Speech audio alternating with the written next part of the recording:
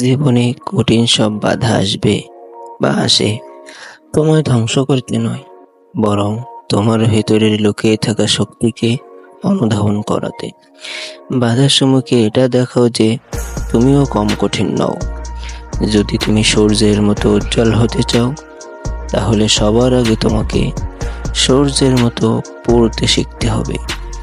স্বপ্ন সেটা নয় যা তুমি ঘুমিয়ে ঘুমিয়ে দেখো।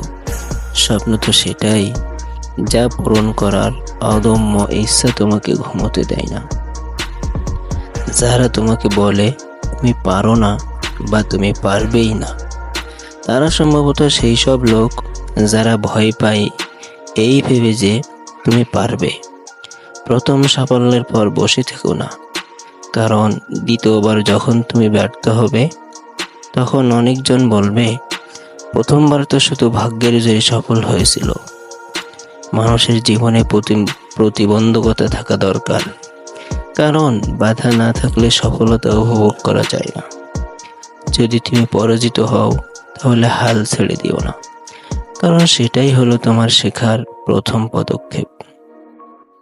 একটা পরিষ্কার কথা হলো, যারা কঠোর পরিশ্রম করেন, সৃষ্টিকর্তা তাদের সহায় হন।